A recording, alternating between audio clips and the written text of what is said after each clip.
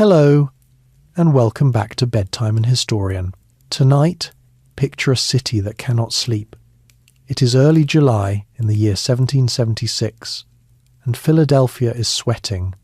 The air is thick and still, the kind of heat that presses on the back of the neck and refuses to lift after dark. Behind the closed shutters of a brick state house, a few dozen tired men are arguing about whether to commit an act that could get every one of them hanged. Outside, ordinary people go about their ordinary evening, unaware that a single sheet of paper inside that building is about to rearrange the whole map of their lives. That is where we are going tonight. Not to a battlefield, not yet, but to the quiet, anxious rooms where a holiday you may have grown up with was first invented, almost by accident. Before we drift into it, take a moment to like this video if these slow histories help you fall asleep, and subscribe if you genuinely enjoy what I do here. It honestly helps more than you would think. And if you feel like it, leave a comment with your location and your local time as you listen. There are more sleepless people out there than you might guess, scattered across every time zone, and seeing where everyone is somehow helps the next restless person find their way to this little corner of the night. Now, settle in, loosen your shoulders, let the day you just had slide off you, because it is finished, and there is nothing left in it that needs you tonight. We are going to wander slowly through the story of how the 4th of July came to be, where it came from, who made it, and why a frustrated, frightened, very human group of people decided that an ordinary summer day should become the birthday of a country. Let us begin in that hot state house, in the room they would later call Independence Hall, though nobody called it anything so grand at the time. It was simply the Pennsylvania State House, a working government building with creaking floors and tall windows that were kept shut despite the heat. The men inside had ordered the windows closed for secrecy, which meant they argued in a swelter, fanning themselves with their own papers and swatting at the flies that drifted up from the stable yards nearby. Comfort was not on the agenda. Survival possibly was. These were the delegates of what they called the Continental Congress. They had come from 13 separate colonies that stretched down the eastern edge of North America, from the cold harbours of New England to the warm tobacco country of the South. They did not all like each other. They did not even fully agree on what they were doing there. Some had arrived hoping to patch up a quarrel with their king and go home. Others had quietly decided, months before, that there was no going back at all. For more than a year, these colonies had already been at war with Britain, the most powerful empire in the world.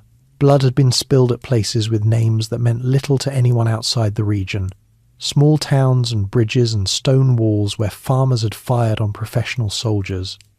And yet, strangely, almost no one had said out loud the one word that would make the war make sense: independence. They had been fighting the king's armies while still claiming to be the king's loyal subjects, insisting they only wanted their old rights restored. It was an awkward position, a bit like punching someone in the face while assuring them you would still like to be friends. By the first days of July, that awkwardness had become impossible to maintain.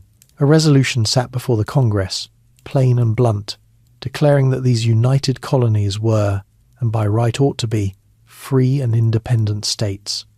To vote yes was to cross a line from which there was no easy return.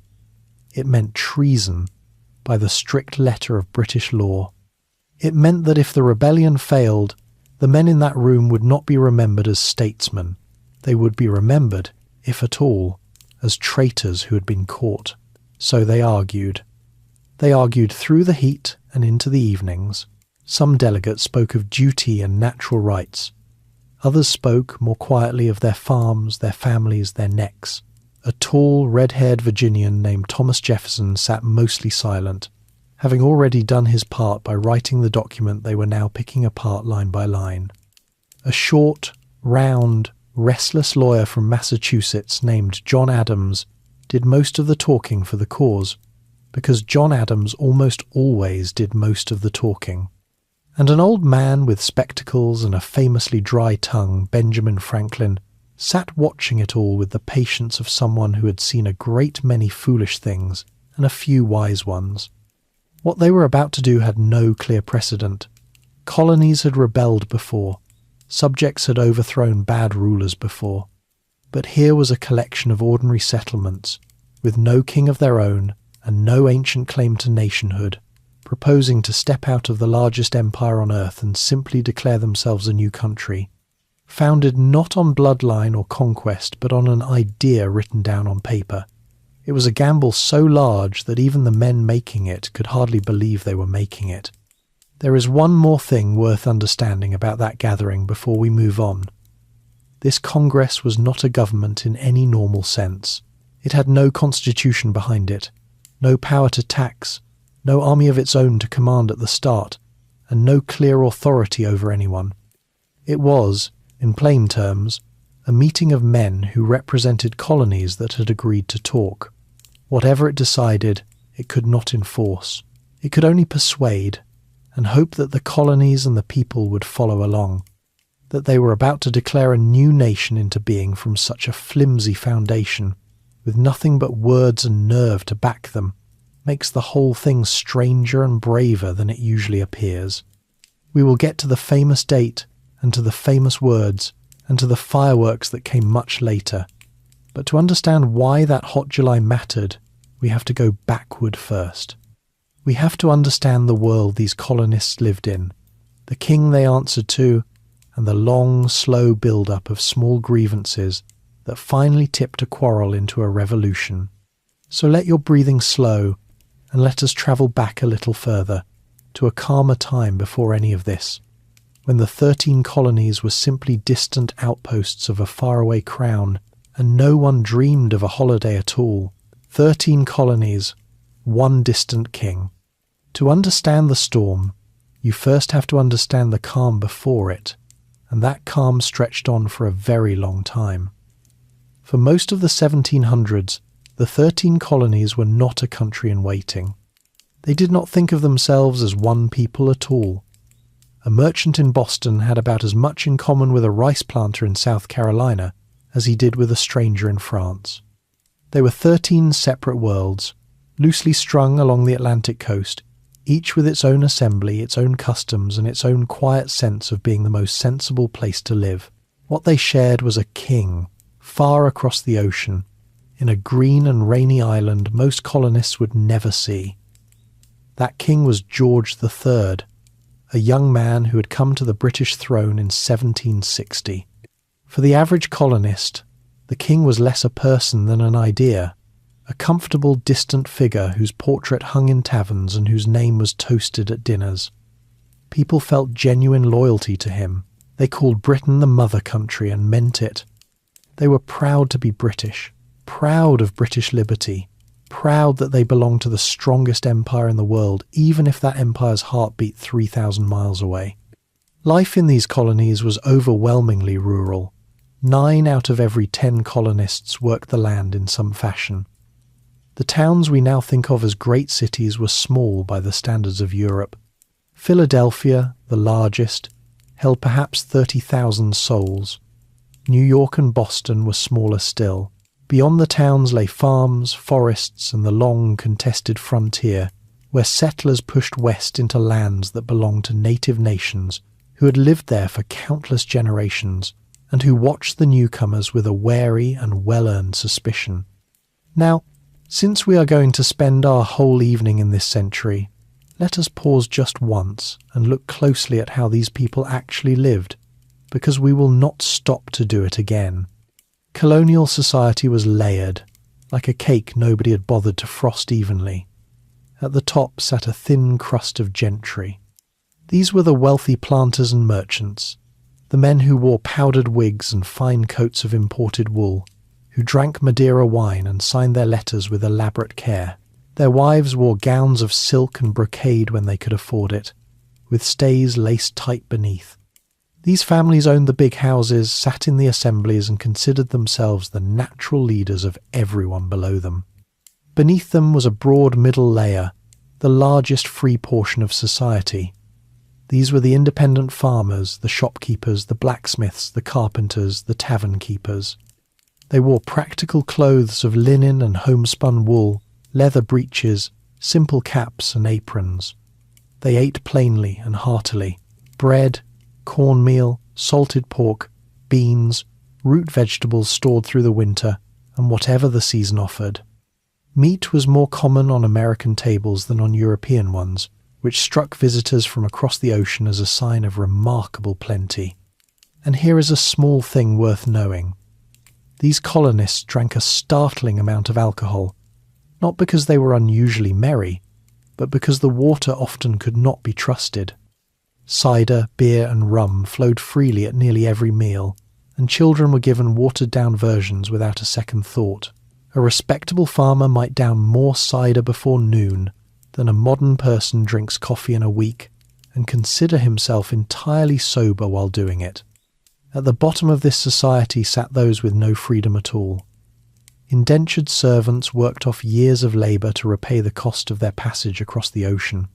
And, far more harshly, enslaved people, most of them of African descent, were held in bondage and treated as property under the law. Slavery existed in every one of the 13 colonies, though it was heaviest in the south, where the great plantations of tobacco, rice, and indigo depended entirely on forced labour. This is the uncomfortable shadow that lay beneath all the fine talk of liberty that was about to come, and we will not pretend it was not there. The colonies governed themselves more than you might expect. Each had its own elected assembly, made up of local men who passed local laws and argued over local taxes. The colonists had grown used to a great deal of practical freedom, simply because Britain was so far away and so busy with its own affairs that it mostly left them alone. For decades, London ran the empire on a loose and easy principle. Let the colonies trade, let them grow, collect a little revenue here and there, and do not poke the hornet's nest by interfering too much in their daily lives. This long stretch of neglect, historians sometimes call it salutary neglect, suited everyone. The colonists prospered. Britain grew rich from their trade. The arrangement felt natural, almost permanent. A colonist in the 1750s, if you had told him his grandchildren would tear free of the empire and fire on the king's soldiers, would have laughed in your face and offered you a drink to settle your nerves. And yet beneath the contentment, small differences were already growing. The colonists had begun to think of themselves, in a quiet way, as a particular kind of people. They were used to electing their own leaders. They were used to speaking their minds in their own assemblies.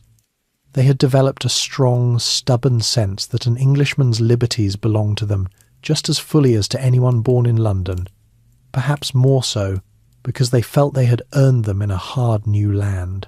It is also easy to picture these colonists as a single kind of people, but they were nothing of the sort. They were a patchwork. English settlers mixed with Scots-Irish frontiersmen, with thrifty Dutch families around New York, with German farmers in Pennsylvania who still spoke their own language and printed their own newspapers, with French Protestants, and with the large population of enslaved Africans whose unwilling labour held up much of the southern economy. They worshipped in a dozen different ways, Anglicans and Congregationalists, and Quakers and Baptists and Presbyterians and more, often distrusting one another heartily. The colonies were less a melting pot than a crowded room of strangers, and the fact that such different people would eventually act together at all was nearly as surprising as the revolution itself. So the stage was set, though no one knew it. A scattered, prosperous, proud collection of colonies, deeply loyal to a distant king, governing themselves in comfortable freedom, sitting on a foundation that included both noble ideals and bitter injustice. All it would take to disturb that comfortable balance was for the faraway government to suddenly decide it wanted something from the colonies that it had never seriously asked for before: money. And as we will see next, the reason Britain suddenly needed that money was a war. A long, expensive, world-spanning war that had just been won. The cost of empire. Every revolution has a bill that came due, and the American one was no different.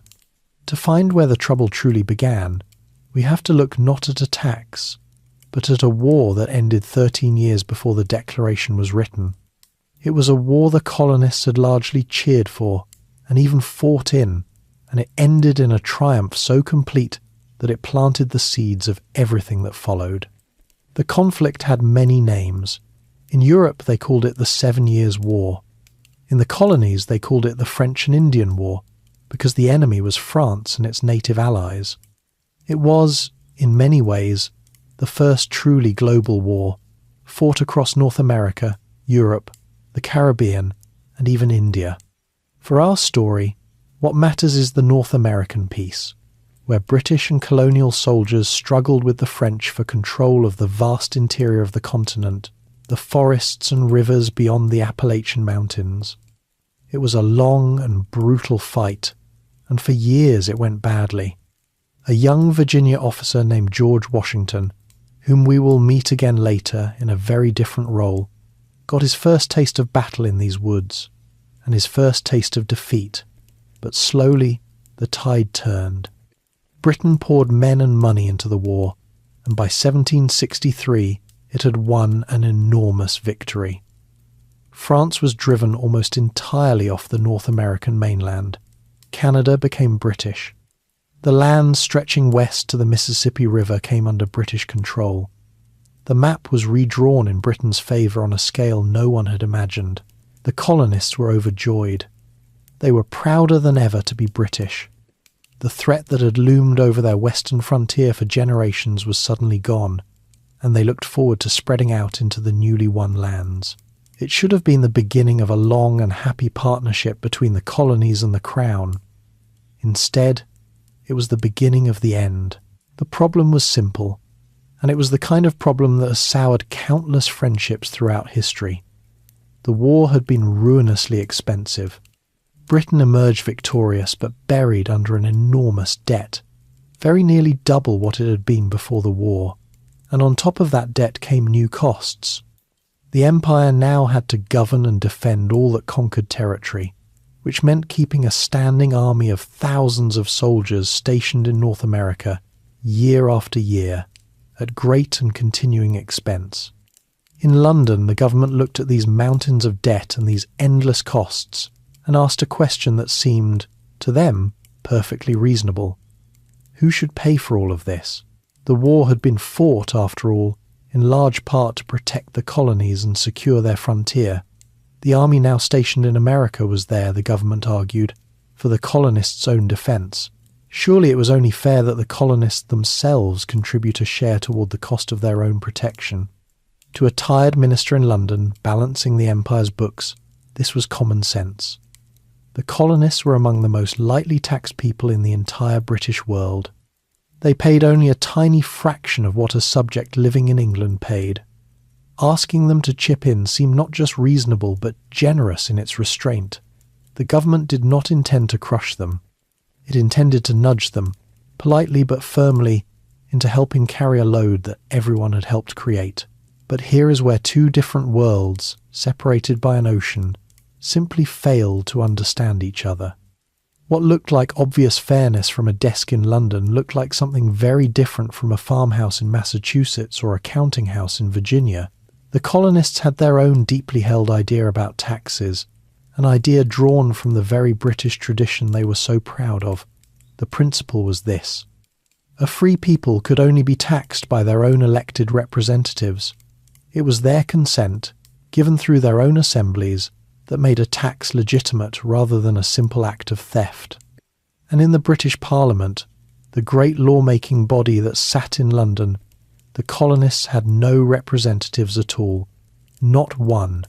They had never elected a single member. So when Parliament began, in the years after the war, to pass laws taxing the colonies directly, the colonists felt the ground shift beneath them. It was not at first about the money. The early taxes were small. It was about the principle. If a distant parliament, in which they had no voice, could reach across the ocean and tax them at will, then their cherished liberties were not really theirs. They held them only at the pleasure of strangers. This is the quiet heart of the whole quarrel, and it is worth holding on to as we go forward. The colonists were not, in the beginning, oppressed in any dramatic way. They were prosperous. They were free. They were proud subjects of a king they loved.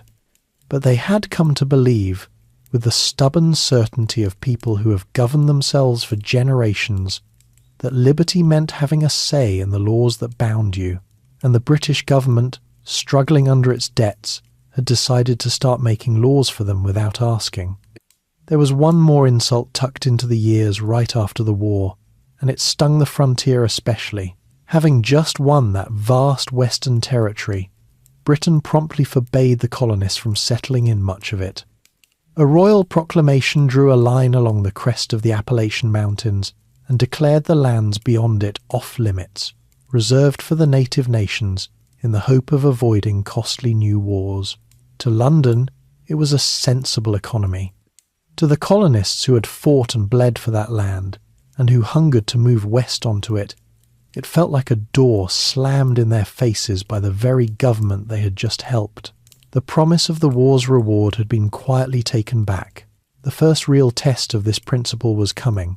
The government in London would soon pass a tax unlike any before it, one that touched nearly everyone in the colonies, from the lawyer to the printer to the tavern keeper buying his playing cards.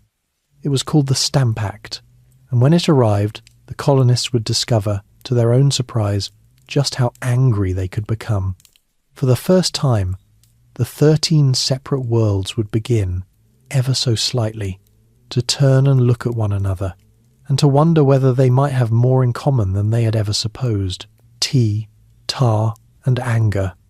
Anger, like a fire, needs feeding, and over the next 10 years the British government fed it again and again, each time believing it was finally putting the flames out. What followed the war was not a single insult, but a long, grinding series of them. A decade of taxes imposed, protests raised, taxes withdrawn, and then new taxes imposed once more. It was a cycle that slowly turned ordinary colonists, men and women who had never questioned their loyalty, into something they had never expected to become. It began in earnest in 1765 with the Stamp Act. This was a tax that required colonists to buy a special stamped paper for nearly every printed document in their lives. Legal papers, newspapers, licenses, even playing cards and dice. It was clever in a way, because it touched the most influential people in the colonies, the lawyers, the printers, the merchants, the very people best able to make a great deal of noise. And make noise they did. Crowds gathered. Stamp agents were threatened until they resigned. Some were burned in effigy, their straw likenesses strung up and set alight to the cheers of the crowd. For the first time, delegates from 9 colonies met together in New York to protest as one body. The slogan that rang through the streets was simple and unforgettable. No taxation without representation. The protests worked. Parliament, startled by the uproar, repealed the Stamp Act, but it did something else at the same time, something easy to miss in the celebrations. It quietly passed another law declaring that it had the full right to make laws binding the colonies in all cases whatsoever. In other words, it backed down on the tax while insisting it had every right to impose it. The colonists rejoiced too soon. The principle that had alarmed them had not been surrendered at all. It had only been set aside for a moment. 2 years later came a fresh round of taxes, this time on goods imported into the colonies: glass, paint, paper, and tea. The colonists answered with a new and powerful weapon. They simply stopped buying British goods. Up and down the coast, merchants agreed not to import, and households agreed not to purchase. Women, who controlled what came into the home, became quiet soldiers in this campaign, spinning their own cloth and brewing herbal substitutes for tea. It was a boycott on a continental scale, and it bit deep into British trade. Tensions grew sharpest in Boston, a stubborn, crowded port town full of sailors, dock workers, and men with strong opinions. The British sent soldiers to keep order there, which only made things worse, because nothing irritates a proud town like armed strangers patrolling its streets. On a cold evening in March of 1770, a jostling crowd gathered around a small group of nervous British soldiers, taunting them, throwing snowballs and chunks of ice. In the confusion, shots were fired. 5 colonists lay dead in the snow. It was, by the standards of later wars, a tiny event, a street scuffle gone wrong. But the colonists called it the Boston Massacre, and a silversmith named Paul Revere produced a vivid engraving of it that spread far and wide, showing the soldiers firing in a neat, deliberate line upon helpless townspeople. It was not an accurate picture of the chaotic reality. It was, however, an extremely effective one. The dead became martyrs, and the story of British cruelty took root in thousands of minds. For a few years afterward, things actually quieted. Most of the hated taxes were repealed once again, and the colonies settled into an uneasy peace. But Parliament had kept one small tax in place, on tea, simply to prove it still could. And it was tea, of all the homely things in the world, that finally lit the fire that would not go out. In 1773, the British passed a law meant to help a struggling trading company sell its surplus tea cheaply in the colonies. The tea would actually have been less expensive than the smuggled tea many colonists were already drinking. But the colonists saw the trap. To buy the cheap tea was to accept the tax hidden inside its price. And to accept the tax was to accept Parliament's right to impose it. They refused to be bought off with a bargain. In Boston, the matter came to a head in December. Ships loaded with the company's tea sat in the harbour, and the colonists demanded they leave without unloading. The royal governor refused. So on the night of the 16th of December, a band of colonists, some of them thinly disguised as Mohawk people with soot and blankets, boarded the ships in the dark. Calmly and methodically, they broke open the chests of tea and dumped them into the harbour. 340-some chests, a small fortune in tea, spilled into the cold black water. The crowd on the docks watched in near silence. There was no looting, no violence against persons. They destroyed the tea and nothing else, then swept the decks clean and went home. When the news reached London, the patience of the British government finally snapped. This was not a protest. This was the wanton destruction of valuable property by a lawless mob. The response was swift and furious. Parliament passed a series of harsh laws to punish Massachusetts and bring it to heel. The port of Boston was closed entirely until the ruined tea was paid for, choking the town's lifeblood. The colony's self-government was gutted, its town meetings restricted, its officials placed under royal control. The colonists called these laws the Intolerable Acts, and they were meant to isolate and crush rebellious Massachusetts as a warning to all the others. Something quieter than riots was also taking shape in these years, and it would matter more in the end than any single protest. The colonies began to organise networks of letter writers, committees in each town and colony whose job was to keep one another informed, to share news and grievances quickly across the long distances that had always kept them apart. A man named Samuel Adams of Boston was a tireless builder of these networks. Through this steady stream of letters, an injury in one colony could become known and felt in all the others within weeks. It was a slow nervous system growing across the continent, and it meant that when the crisis finally broke, the colonies were already, in a sense, in the habit of speaking to each other. But the punishment did the opposite of what it intended. Instead of frightening the other colonies into obedience, it horrified them. If Britain could do this to Boston, closing its port, stripping its government, quartering soldiers among its people, then Britain could do it to any of them. For the first time, the 13 separate worlds felt a shared chill of fear, and they began to understand that an injury to one might truly be an injury to all. The quarrel was no longer Boston's alone. It was becoming everyone's. A continent begins to gather. Out of fear came the first true act of unity, and it took the form of something very ordinary. A meeting. In the late summer of 1774, as Boston choked under its closed port, the other colonies decided they could no longer face Britain one by one. They would have to talk to each other, openly and as equals. For the first time in their history, they called for a congress, a gathering of delegates from across the colonies, to meet in Philadelphia and decide together what to do. This was the first Continental Congress, and we should not imagine it as a band of fiery revolutionaries plotting to overthrow a king. Quite the opposite.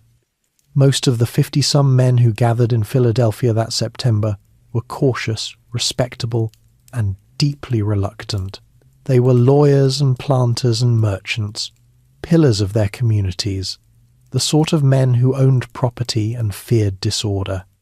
Many of them wanted nothing more than to restore the comfortable old relationship with Britain, the one that had worked so well for so long. They had come not to break the empire, but to repair it. Yet simply by gathering, they did something revolutionary, whether they meant to or not. 12 of the 13 colonies sent delegates. Only distant Georgia stayed away, and even it would soon join the cause. Men who had never met, who came from regions with little in common, now sat together in the same room and discovered, to their surprise, that they could work together. They were strangers learning, cautiously, to become colleagues. The Virginian found he could speak the same language of liberty as the New Englander. The Southerner and the Northerner, so different in manners and interests, found a common grievance large enough to hold them both. They argued, of course. Some delegates wanted bold defiance, others wanted careful, respectful petitions. A few wished they had stayed home, but in the end they reached agreement on several measures that pushed the colonies further down the road than most of them had intended to travel. They drew up a formal list of their rights and their complaints, addressed to the king, insisting on the liberties they believed were theirs as British subjects. They wrote earnest appeals asking him to intervene on their behalf against his own parliament. And they did one thing that carried real teeth. They agreed to a sweeping boycott of British goods, far stronger than any before, and they created local committees throughout the colonies to enforce it. These committees would watch their neighbours, name those who broke the boycott, and shame or pressure them into compliance. It was a quiet but profound shift. The colonists were no longer just protesting British authority. They were beginning, in small everyday ways, to govern themselves outside of it. A man who obeyed the local committee rather than the royal governor had, without quite realizing it, started to transfer his loyalty from one to the other. Before they went home, the delegates agreed on something that revealed how serious matters had become. They would meet again the following spring, if their grievances were not addressed. They could feel, even the most hopeful among them, that the crisis was not going to simply fade away. They were preparing, almost against their own wishes, for the possibility that talking might not be enough. Meanwhile, far across the ocean, King George III and his ministers were reading the colonists' careful, respectful petitions with mounting irritation rather than sympathy. To the colonists, these documents were heartfelt pleas from loyal subjects. To the king, they looked like the demands of an unruly mob dressing up its defiance in polite language. He had no intention of backing down. In his eyes, the colonies were testing his authority, and authority that is tested and not defended is authority that crumbles. The blows must come down harder, he believed, not softer. This was the tragic misunderstanding at the centre of the whole affair. Both sides thought they were being reasonable. Both sides thought the other was being unreasonable. The colonists believed they were defending ancient British liberties against a government that had lost its way. The king believed he was defending lawful order against ingratitude and rebellion. Neither was simply lying, and neither could see the situation through the other's eyes. And when two proud parties each become certain that they are the wronged one, compromise grows harder by the day. As that long winter of 1774 turned towards spring, the mood in the colonies darkened and sharpened. Militias, the local part-time citizen soldiers, began to drill more seriously on village greens. Towns quietly gathered stores of gunpowder, musket balls, and cannon, hiding them away in barns and cellars and meeting houses against a day they hoped would not come. In Massachusetts especially, the air grew tense and watchful. The British general in Boston knew the colonists were stockpiling weapons in the countryside, and he knew that sooner or later he would have to do something about it. Everyone could feel the storm gathering, even those who prayed it would pass. The colonists were not yet seeking independence. The vast majority still hoped, even now, for some reconciliation, some last-minute return to the old easy days. But they were arming themselves all the same, because hope is one thing and prudence is another, and a wise man prepares for the worst while praying for the best. What is striking, looking back, is that the men of this Congress had no legal right to do most of what they did. No law had given them the power to organize boycotts, to create enforcement committees, or to speak for the colonies as a whole. They simply assumed that power, acting as though they had the authority and daring anyone to say otherwise. In doing so, they were quietly building, out of thin air, the beginnings of a new kind of government that answered to the colonists rather than to the crown. It was revolution by committee, conducted in the dry language of resolutions and petitions, and it advanced so gradually that many of the men taking part hardly noticed how far they had travelled. The next move would not come from a meeting hall or a printing press. It would come from a column of British soldiers marching out of Boston in the grey light before dawn, on a mission they thought would be simple toward a small town whose name almost no one outside Massachusetts had ever heard. And when those soldiers met a thin line of nervous colonial militiamen on a village green, someone, no one ever knew who, would pull a trigger, and the long argument would become a war. Shots on the green. On the night of the 18th of April, in 1775, the long argument finally ran out of words. The British general in Boston named Thomas Gage had decided to act. He had learned that the colonists were storing weapons and gunpowder in the town of Concord, some miles to the northwest, and he meant to seize them before they could be used. He also hoped to arrest a few of the troublesome leaders of the resistance who were known to be in the area. So he gathered several hundred of his soldiers and sent them marching out of Boston in the darkness, quietly, he hoped, before anyone could raise the alarm. But the colonists had been watching for exactly this. Boston was a town that kept few secrets, and the Patriots had built a network of riders ready to spread word the moment the soldiers moved. As the British columns formed up in the night, the warning went out across the countryside. A silversmith named Paul Revere was among those who rode through the dark, rousing households and militia captains, carrying the message from village to village. By the time the British soldiers were on the road, the alarm had outrun them, and the countryside ahead was waking, arming and gathering. In the small town of Lexington, on the road to Concord, a handful of local militiamen assembled on the village green in the cold hour before dawn. There were perhaps 70 of them, ordinary farmers and tradesmen with their own muskets, facing a force of British regulars many times their number. They were not there to start a war. Most accounts suggest they intended only to make a silent show of presence, and their commander, seeing how badly they were outnumbered, had even begun to order them to disperse and go home. And then a shot rang out. To this day, no one knows who fired it. It may have been a nervous finger on either side, a musket discharged by accident, a single panicked instant. It hardly mattered. At the sound of that one shot, the tense discipline broke. The British soldiers fired a volley, then another. When the smoke cleared on Lexington Green, 8 colonists lay dead and others wounded, and the militia had scattered. The first blood of the revolution had been spilled, almost by accident, in a confused moment that no one had planned and no one could undo. The British marched on to Concord, but the day did not go as they had imagined. The militias of the surrounding towns were pouring in now, hundreds of them, then thousands, gathering from every direction. At a bridge outside Concord, colonial militiamen and British soldiers exchanged fire again, and this time it was the British who fell back. Their mission accomplished little. Most of the weapons they had come to seize had already been moved and hidden. It was the long march back to Boston that turned a skirmish into a disaster for the British.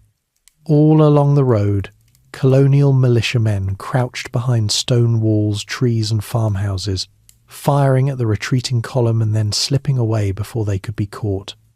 The British soldiers, trained for orderly battles in open fields, found themselves marching for miles through a deadly unseen gauntlet, harried at every turn by an enemy they could rarely even see.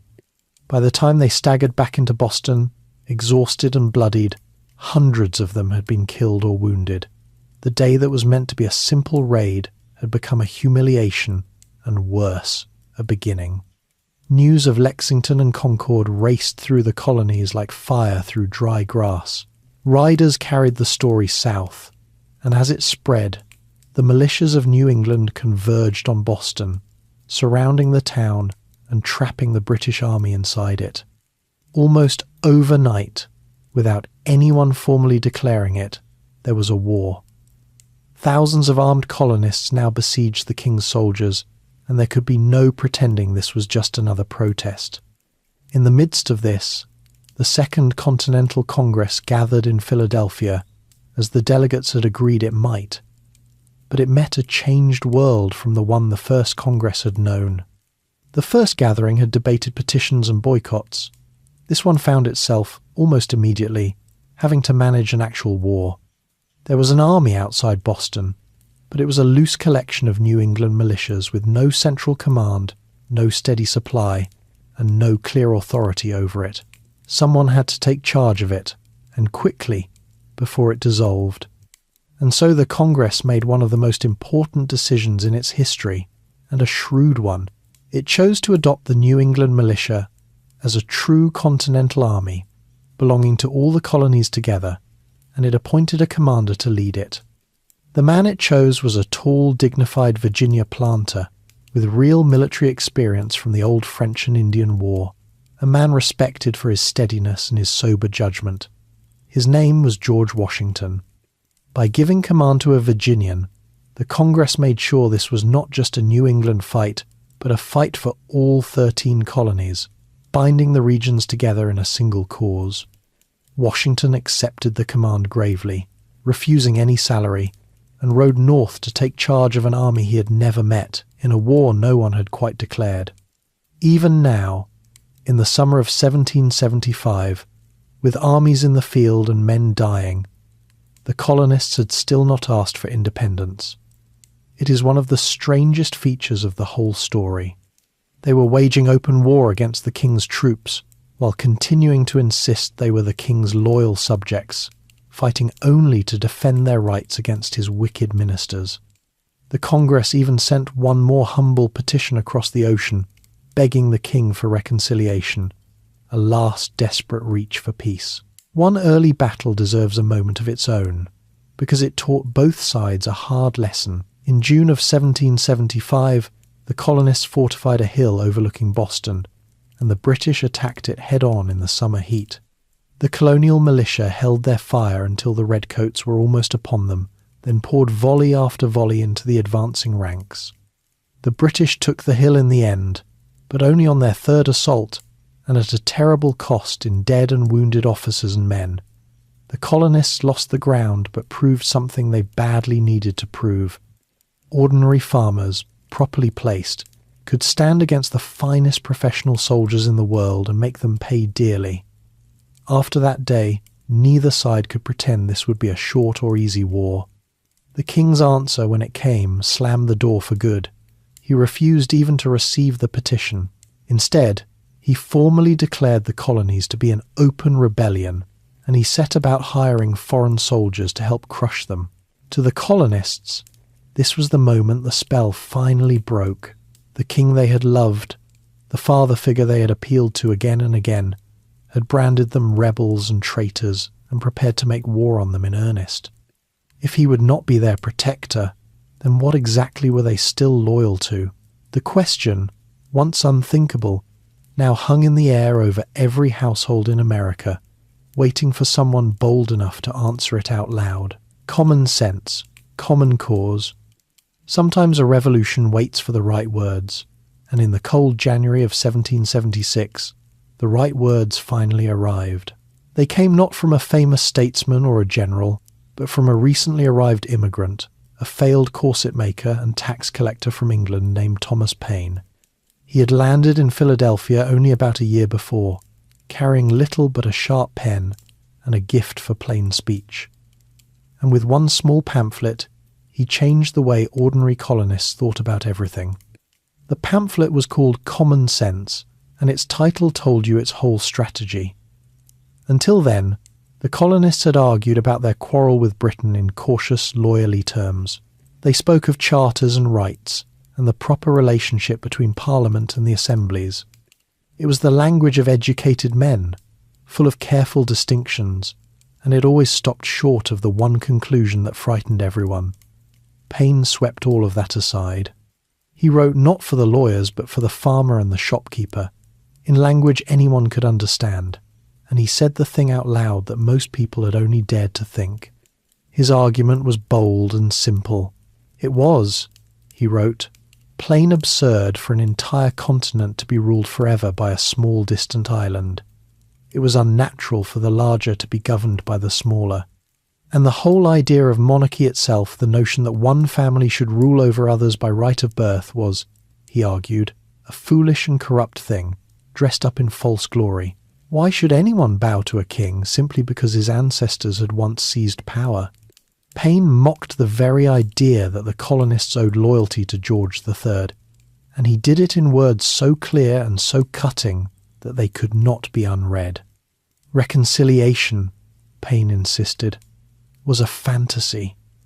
The blood already spilled at Lexington and Concord could not be wiped away with apologies.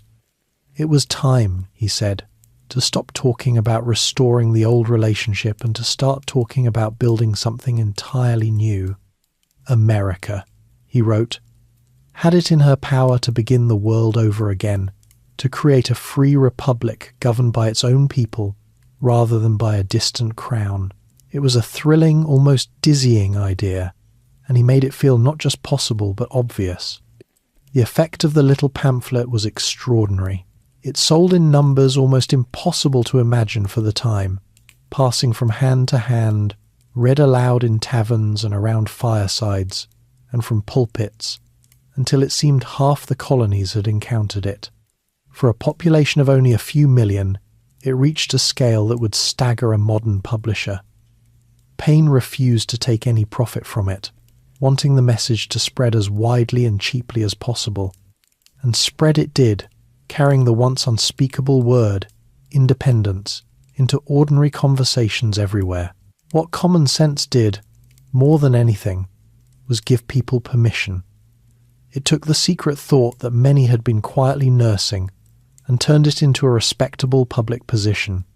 Men who had been ashamed to even consider breaking with the king now found their private doubts spoken aloud in print, argued with confidence and wit. The pamphlet did not create the desire for independence so much as it unlocked it, releasing a feeling that had been building for years but had never quite found its voice. Through the early months of 1776, the mood shifted steadily. In one colony after another, local assemblies and conventions began, cautiously at first, and then more boldly, to instruct their delegates in the Continental Congress that they would support a break from Britain if it came to that. The ground was moving beneath the feet of the cautious men in Philadelphia. The question was no longer whether independence was thinkable, it was whether the Congress would catch up to the people it claimed to represent. Still, it was a wrenching thing to face. We should not let the eventual outcome fool us into thinking the decision was easy or obvious to those living through it. To declare independence was to abandon every familiar certainty. It meant turning against the only government most of them had ever known. It meant betting their lives, their fortunes, and the safety of their families on the slim chance that a collection of farmers and shopkeepers could defeat the most powerful military on earth. Many thoughtful, patriotic people still believed it was madness, a leap into darkness that would end in ruin and the hangman's rope. And not everyone came along at all. It is easy looking back to imagine that all the colonists marched together toward independence, but that was never true. A large portion of the population remained loyal to the king, by conviction or by caution. These were the loyalists, sometimes called Tories, and they included people from every walk of life, farmers and merchants and officials and clergymen who could not bring themselves to take up arms against their lawful sovereign. Others simply wished to be left alone, hoping to wait out the storm without choosing a side. The revolution, we should remember, was as much a bitter quarrel among neighbours as it was a war against a foreign power. Not everyone who agreed with Paine admired him. John Adams, who wanted independence as fervently as anyone, found the pamphlet's tone reckless and its ideas about government dangerously simple. He worried that Paine was very good at tearing down a monarchy, but had given little serious thought to what should be built in its place. It is a revealing disagreement. The revolution was never a single mind moving as one. It was a crowd of strong-willed people who happened to be pushing, for their own different reasons, in roughly the same direction. Paine lit the fire under the public. Men like Adams would have to worry about what to do once the old order had burned away. But the tide was now running strongly in one direction, and it was gathering speed. The arguments had been made. The blood had been spilled. The king had refused every appeal. The pamphlet had spoken the unspeakable, and the people had read it and nodded. By the late spring of 1776, the great question could no longer be put off. The delegates gathered in Philadelphia would have to decide, formally and for the record, whether 13 colonies were going to become 13 states, bound together into something the world had never quite seen before. And to make that decision real, they would need not just a vote, but words. Words grand enough and clear enough to explain to a watching world why they were doing this astonishing thing. The task of finding those words was about to fall to a quiet young man who would rather have been almost anywhere else. 5 men and a page. In June of 1776, the moment of decision arrived in the form of a single sentence read aloud in Congress. A delegate from Virginia named Richard Henry Lee rose and proposed a resolution that left no room for misunderstanding. These united colonies, he declared, were, and of right ought to be, free and independent states, absolved of all allegiance to the British crown. There it was at last, the unspeakable thing spoken on the floor of Congress itself, plain and unadorned. The room did not erupt in agreement. Independence was popular now, but it was not yet unanimous, and several colonies had not yet received permission from home to vote for so final a step. So the Congress did a sensible thing. It postponed the final vote for a few weeks to give the hesitant colonies time to make up their minds. But it did not simply wait. While the delegates paused, they appointed a small committee to prepare a document, a formal declaration explaining the reasons for independence, so that if and when the vote passed, the words would be ready. This committee had 5 members, and they are worth knowing.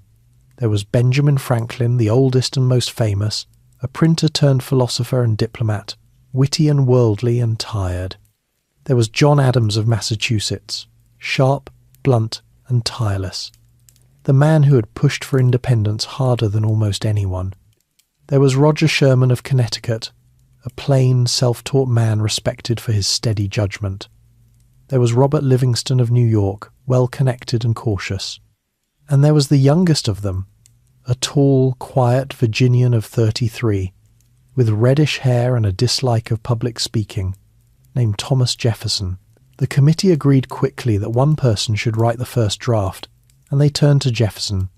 He was not the obvious choice by fame or seniority, but he had a reputation for writing with unusual grace and force. John Adams, who could easily have claimed the task, later said he had urged Jefferson to do it for several practical reasons. Jefferson was a Virginian, and it was wise to have a Southerner author such a document. Jefferson was well liked, while Adams cheerfully admitted that he himself was not.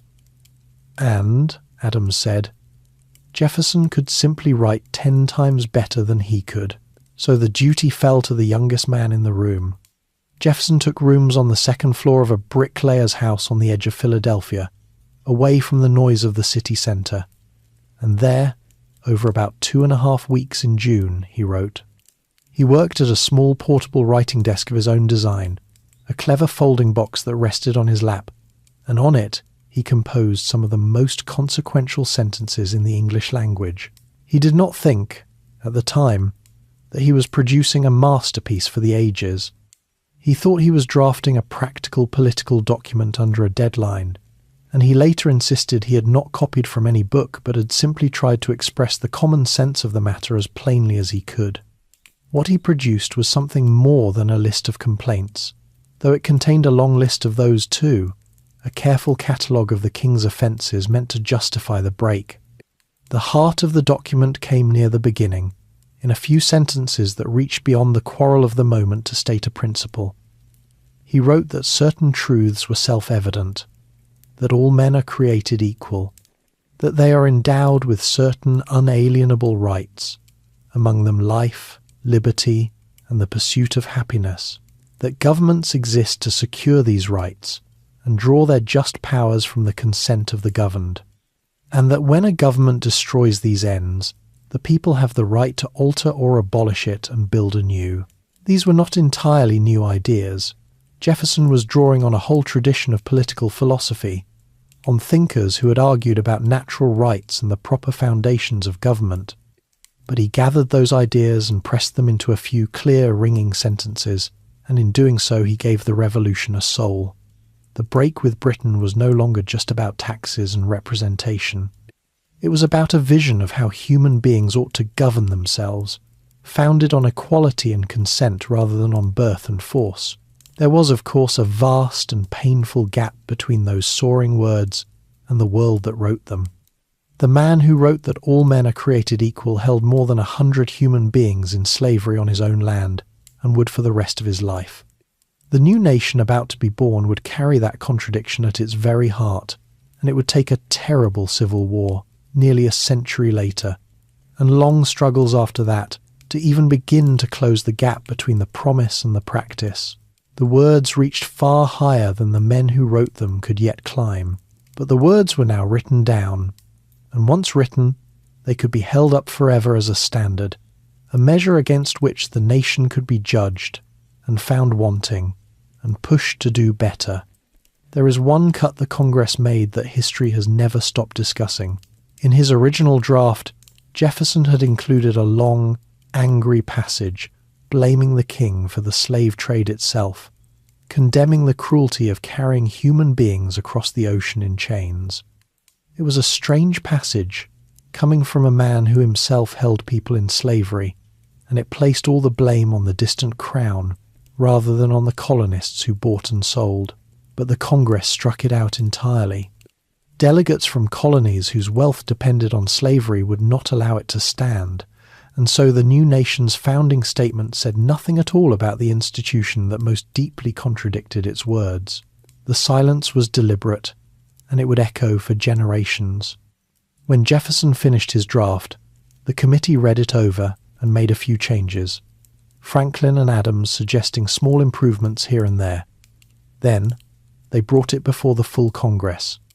And this is where Jefferson's ordeal truly began, because the Congress, as legislative bodies always do, could not resist editing. For 2 days they went through his careful prose, cutting, trimming, and altering, striking out passages they found too strong or too risky. They cut roughly a quarter of his words.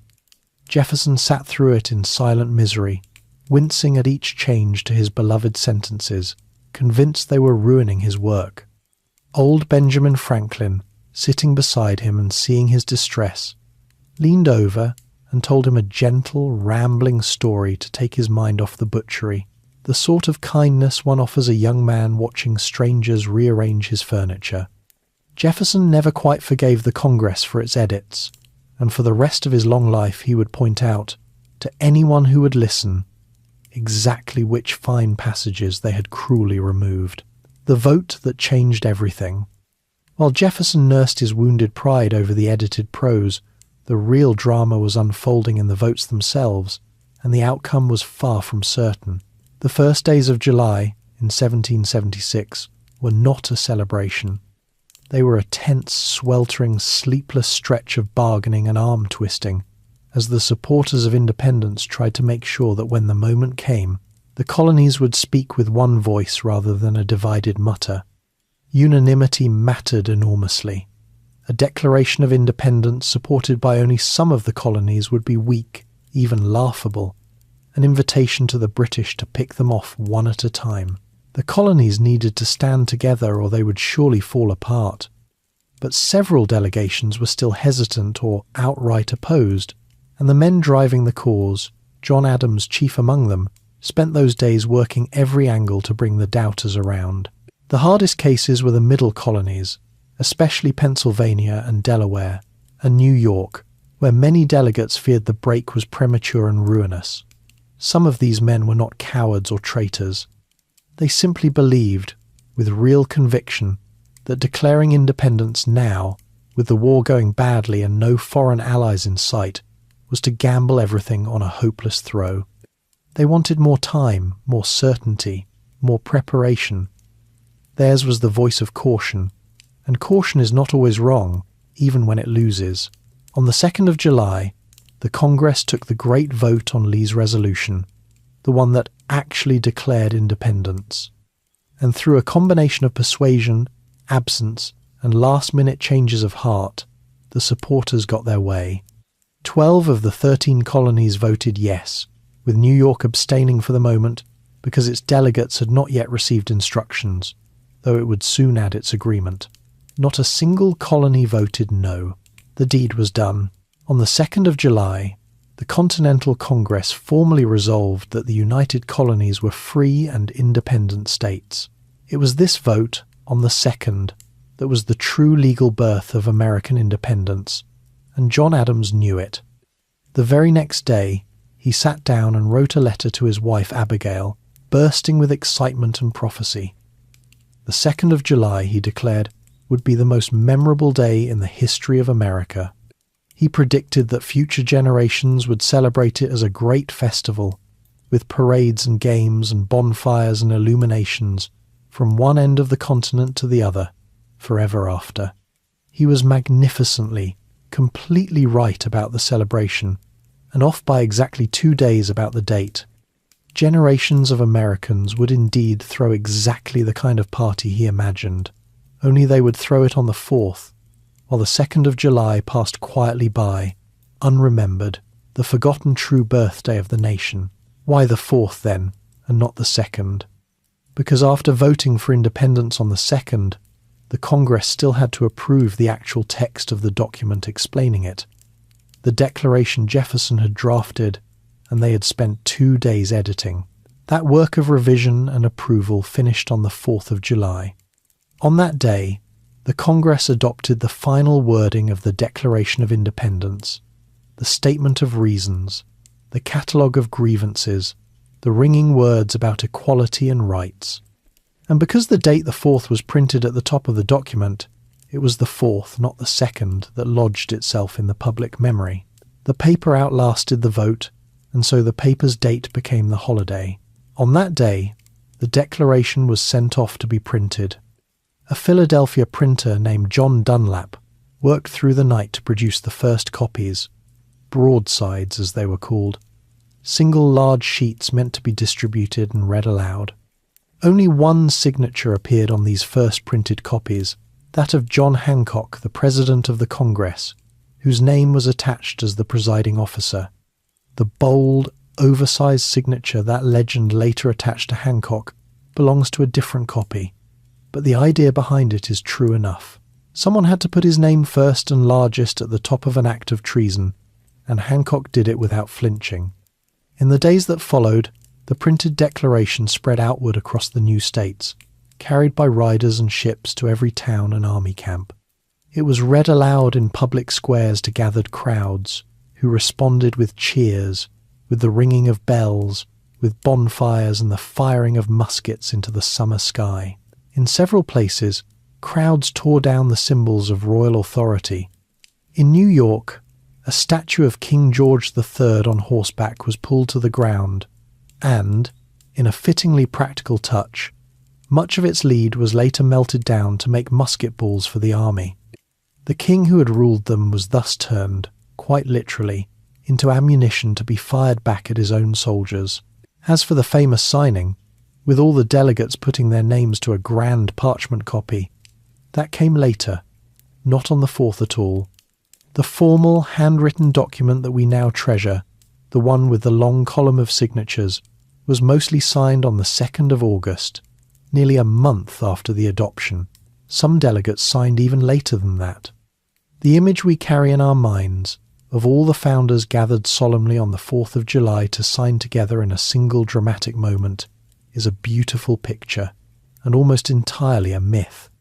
The reality was messier, slower, and spread across many days, as reality usually is. The vote came down, in one case, to a single exhausted rider. The delegation from Delaware was split, one man for independence and one against, which left the colony deadlocked and unable to vote yes. The deciding delegate, a sick man named Caesar Rodney, was miles away in Delaware on other business.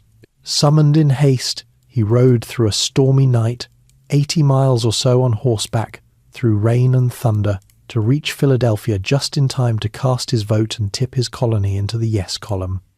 It is a small story, but it captures how narrow and human the whole thing was. A continent's future turned, in part, on whether one ailing man could stay in the saddle through the dark, but the essential thing was settled. By the 4th of July, 1776, 13 colonies had become, in their own declaration at least, 13 free states, joined together and standing against an empire. They had written down their reasons for all the world to read. Now came the truly hard part, the part that no document could decide. Words on paper, however fine, do not by themselves make a nation. The declaration was a promise, and promises must be kept, or they mean nothing. To make these words real, the new states would have to win a long, brutal war against the very power they had just defied. And in that summer of 1776, with British ships gathering off the coast, that war was going very badly indeed. Words tested by fire. A declaration is only as good as the swords that defend it, and in the months right after that hopeful July, the swords of the new nation were nearly broken. It is one of the quieter ironies of the story that the United States declared its independence at almost the lowest point of its military fortunes. The ink was barely dry on the declaration when the war turned grim, and for years afterward the survival of the new nation hung by a thread. That very summer, even as the declaration was being read aloud in town squares, the largest British fleet and army ever sent across the Atlantic was arriving off the coast of New York. Tens of thousands of professional soldiers and sailors, the finest the empire could field, descended on the harbour. George Washington and his ragged, inexperienced Continental Army were no match for them in open battle, and through the late summer and autumn, the Americans were beaten again and again. They lost New York. They lost battle after battle. Washington was forced into a long, miserable retreat across New Jersey, his army shrinking by the day as discouraged men deserted and enlistments expired. By the cold December of 1776, the cause seemed all but lost. Washington's army was a freezing, hungry remnant, perhaps a few thousand effective men where there had been many more. The British settled into comfortable winter quarters, confident that the rebellion was collapsing on its own. It was in this desperate moment, with the revolution apparently dying, that Washington made one of the boldest decisions of his life. On a frigid Christmas night, he ferried his men across the ice-choked Delaware River in the dark and struck a surprised garrison at Trenton at dawn. The small victory, and another soon after, did little to change the strategic picture, but they did something perhaps more important. They proved the cause was not dead, and they gave the exhausted patriots a reason to keep fighting through the winter. The war that followed was long, and it tested everything the Declaration had promised. It dragged on for years, far longer than anyone in that hopeful summer had imagined. There were terrible winters, the most famous of them at Valley Forge, where Washington's army endured cold and hunger and disease while holding itself together by sheer will and stubborn discipline. There were defeats and retreats and dark stretches when the whole enterprise seemed about to dissolve. The romantic picture of a united people rising up and quickly throwing off a tyrant bears little resemblance to the grinding, uncertain reality of those years. The turning point came not from a single battle alone, but from what one important victory unlocked. In the autumn of 1777, an entire British army was surrounded and forced to surrender at Saratoga in upstate New York. The news of this stunning American victory travelled across the ocean and accomplished something the Americans could never have managed by force alone.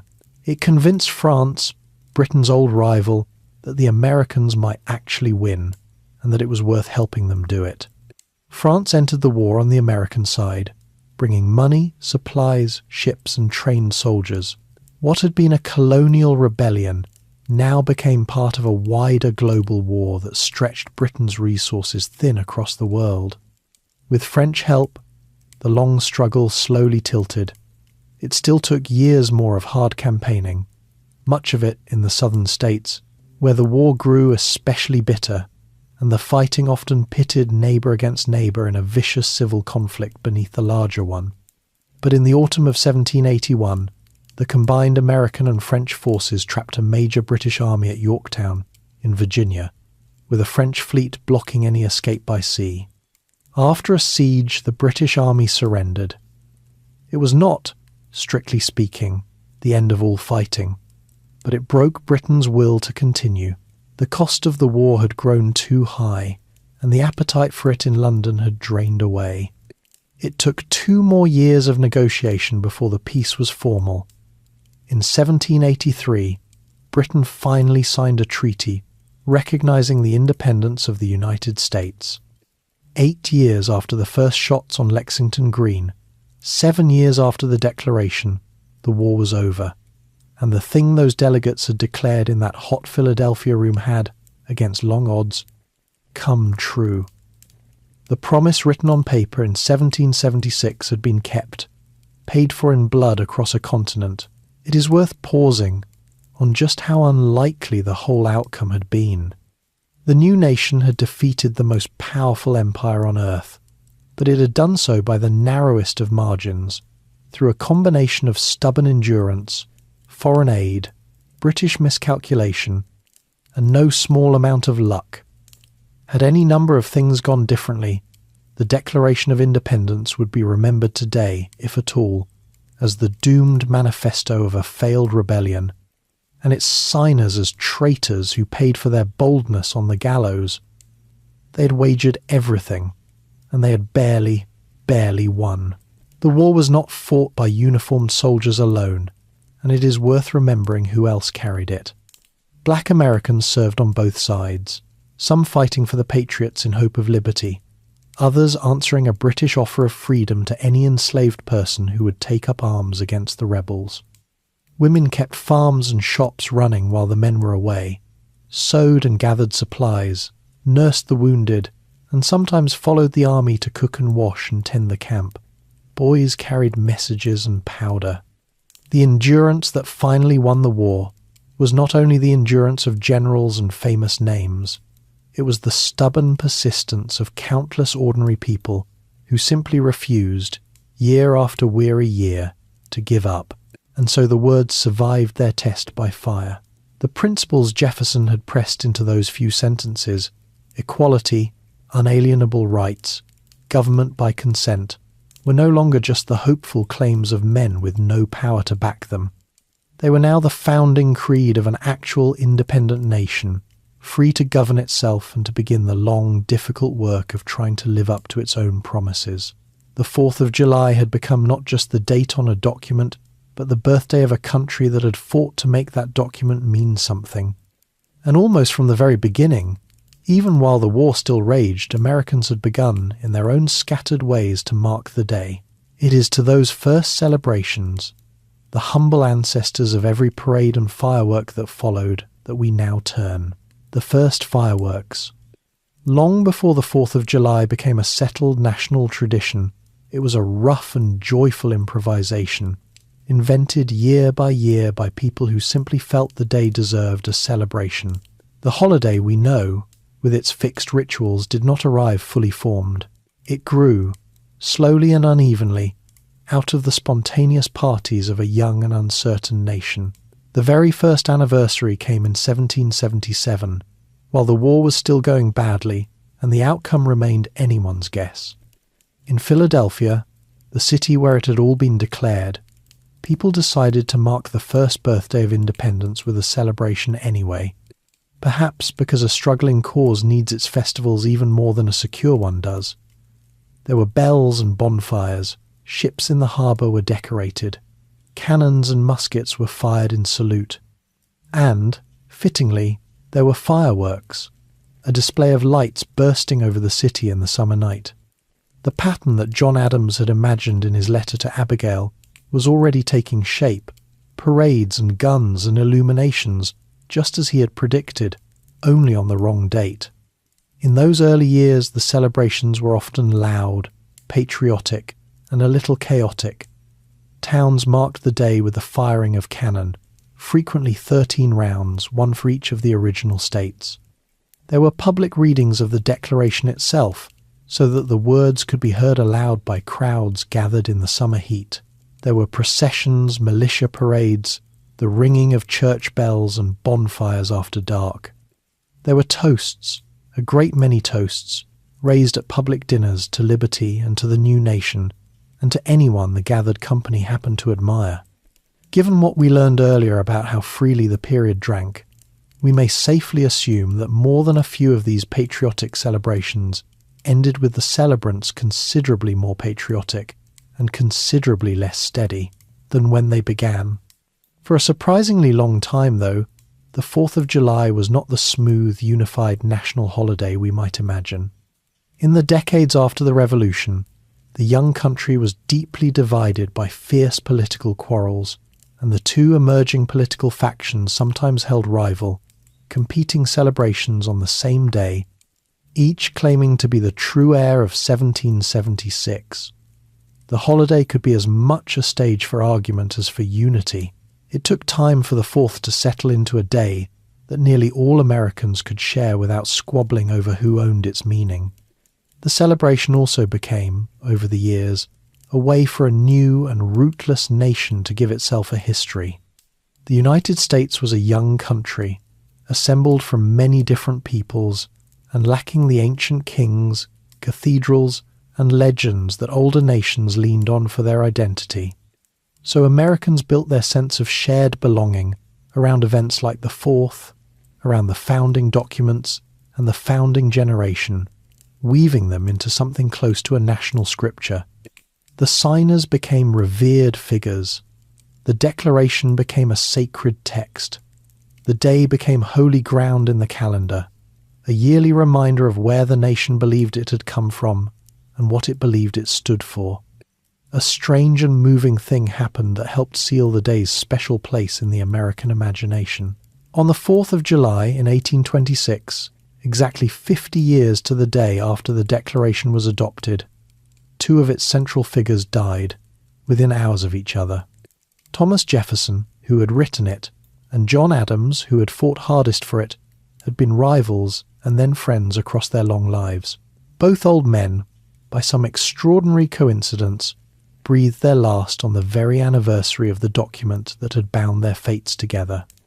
Adams, on his deathbed and unaware, is said to have murmured that Jefferson still lived, not knowing that his old friend had died a few hours earlier in Virginia. To a young nation hungry for meaning, this seemed almost too perfect to be chance. It felt like a kind of blessing laid upon the day, and it deepened the sense that the 4th of July was something more than an ordinary date. As the country grew and spread westward across the continent, it carried the 4th of July with it. Frontier towns barely a year old would still pause to mark the day, reading the Declaration, firing whatever guns they had, gathering for a shared meal. Immigrants arriving from distant lands learned to celebrate it as a way of becoming American, of claiming a place in the national story even though their own ancestors had played no part in the original events. The holiday became a thread that could stitch newcomers into the fabric of the nation, a ritual of belonging open to anyone willing to take it up. The familiar shape of the modern celebration came together gradually over the 1800s. The grand outdoor picnic, the community gathering, the patriotic speech, the brass band, the evening fireworks display became fixed features of the day across the country. Fireworks in particular became the signature of the 4th, the bursting lights in the night sky that drew everyone outdoors to watch together, children and grandparents alike, faces turned up to the same glowing sky. It was a celebration built for crowds, for shared open-air joy, for the simple pleasure of a community marking something together. For its first long stretch, the holiday had no official blessing at all. Congress did not declare it. No law required it. It was, purely and simply, a thing the people decided to do on their own, gathering each summer out of habit and feeling rather than instruction. Even the name took time to settle. People spoke of the anniversary, or the glorious 4th, or simply the 4th of July, long before Independence Day became the common term. The day grew the way folk traditions usually grow, not handed down from above but built up from below, one community's celebration at a time, until the custom was so firmly rooted that the government had little to do but eventually nod and make it official. And in time, the government formally recognised what the people had long since decided on their own. Decades after the Revolution, Congress at last made Independence Day an official holiday, and later still a paid one, so that working people could enjoy it without losing their wages. But the truth is that the official recognition only confirmed a tradition the people had already built for themselves, year by year, bonfire by bonfire, since that first uncertain summer of 1777. The 4th of July was a holiday made from the bottom up, invented by ordinary Americans who simply felt that the birth of their country deserved to be remembered with light and noise and gathering. What began as the date on a contested piece of paper had become, through long habit and deep feeling, the most American day of the year, a living 4th of July. And so we come, at last, to the long afterlife of that hot summer in Philadelphia, and to what the 4th of July came to mean across the centuries that followed. For a holiday born from a single sheet of paper, it has carried an astonishing amount of weight, and it has never stopped being argued over, which is perhaps the most fitting tribute a nation founded on argument could ask for. From the beginning, the 4th has lived a kind of double life. It is, on one hand, a day of simple pleasures, of family gatherings and backyard meals, of children waving small flags and waiting impatiently for dark and the fireworks. It is summer itself, warm and easy, a day off in the heart of the year. But woven through that lightness has always been a deeper current, a yearly invitation to remember what the country claimed to be about, and to ask, quietly or loudly, how far it has come toward keeping its word. That deeper current has often been uncomfortable, and rightly so. The Declaration had announced, in its most famous line, that all men are created equal, and yet the nation that issued it permitted slavery, denied women a voice in government, and pushed native peoples off their lands. The gap between the promise and the reality was vast, and it did not go unnoticed. Over the generations, the very words of the Declaration became a tool in the hands of those who had been left out of its promise. People who were denied equality pointed straight at that famous sentence and asked the nation to explain itself, to live up to the standard it had set and then failed to meet. This is perhaps the most remarkable thing about what Jefferson wrote in that rented room. Because he had reached so much higher than the world of his own day could climb, his words became a permanent challenge, a measuring stick that later generations could hold against their own society and find it wanting.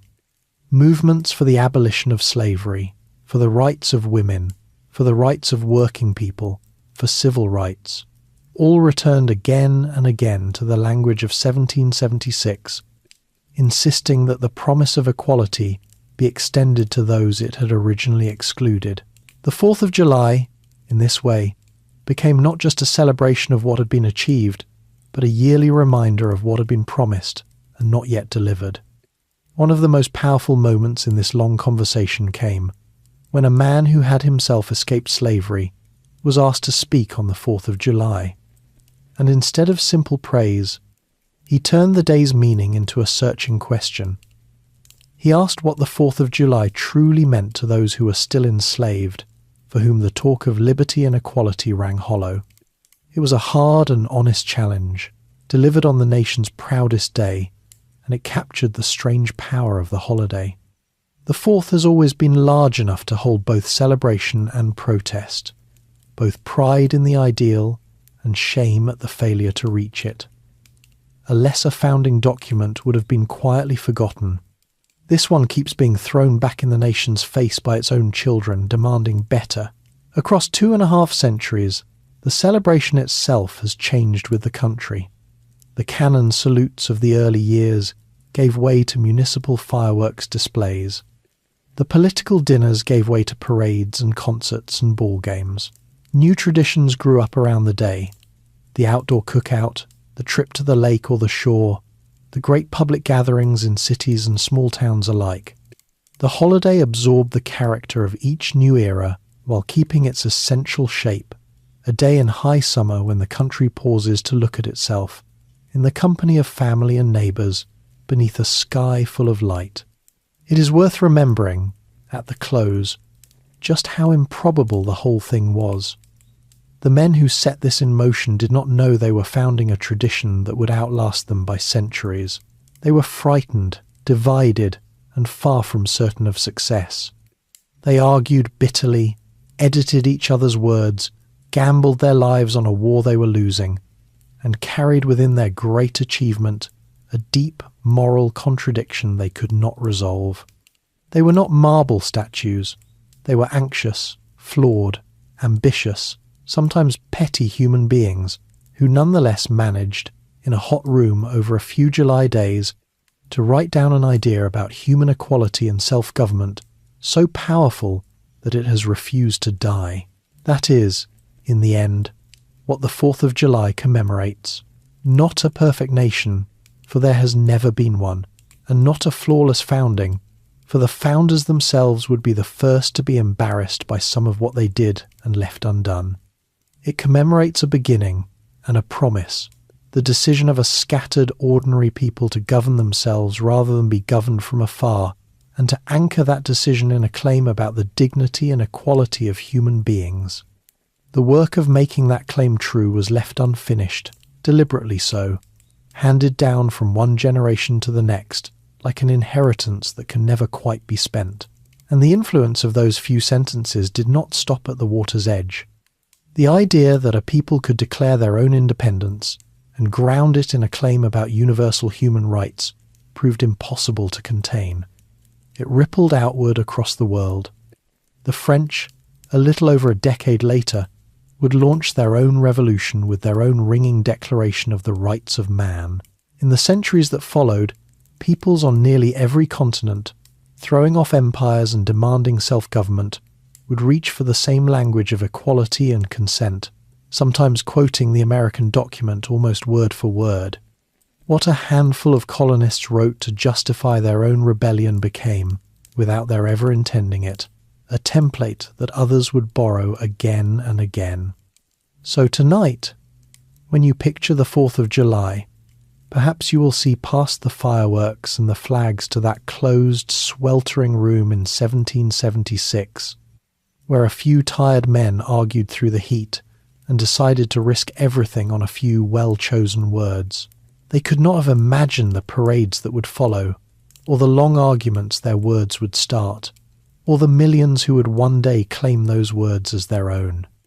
They only knew that they had reached a point of no return, and that they had to explain themselves to the world. They did, in language that outlived them all, and every year, on the 4th day of July, the country they began pauses to remember the day it decided to be born. And there we will let it rest. Are you still awake? If you are, that is all right. You can let your eyes close now. There is another video waiting for you on the screen whenever you are ready to drift a little further, and it will keep the quiet going. If you enjoyed this one, feel free to like and subscribe, or share a thought below in the comments, since it helps these slow histories find the next sleepless person. For now, though, you have nothing left to do. Let your body grow heavy, let your breathing slow, close your eyes and rest. Good night and sweet dreams.